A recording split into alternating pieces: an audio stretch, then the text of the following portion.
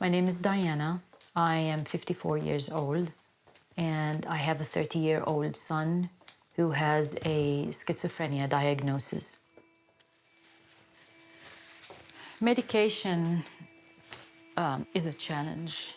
These are a size 30, which were actually a little loose for him at the time because he's always been a slim dude. And then when he started taking the medication and he put on all that weight, he had to get into a size 42.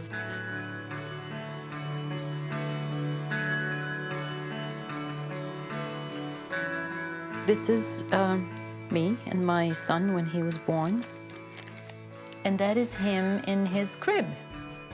He always wanted to be independent and do things for himself. He was academically a very good student too. He graduated 6th in his class from high school without trying very hard. We've always had a very trusting relationship, which I think helped a lot when his symptoms manifested, where he was thinking perhaps that I was an imposter. Then he would remember, I have to trust my mother, I have to trust my father and my friends, and that helps him get through his illness. People want to hide it because of the stigma, and I feel like we need to be open and honest with each other about mental illness. I decided to finally move forward with filing for legal guardianship after a few years of watching my son's condition deteriorate, and I couldn't even make appointments for him or provide information to the hospital because of confidentiality and HIPAA laws. After one episode where my son had to be hospitalized, I went to my lawyer and I said, I am ready, let's do this.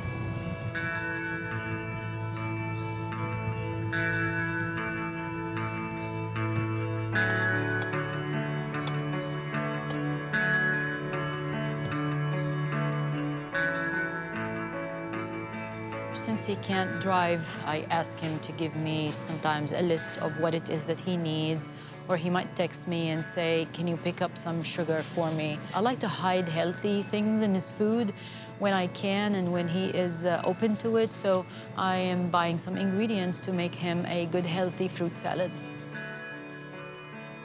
Part of my responsibilities as a legal guardian is to make sure that he has his medical needs covered, that he goes to the dentist, that he gets his haircuts, that he has clothing. Once you become a legal guardian, that is your responsibility, but I accept that.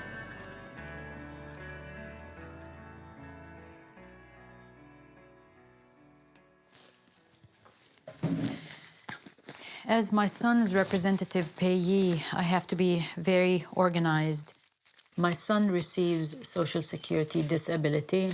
He was able to work for about 3 years after he graduated, and so I am accountable for every penny that is spent out of his benefit. I had to share with my employer my son's condition, which necessitated that I take advantage of the Family and Medical Leave Act so I could get flexibility with my work schedule.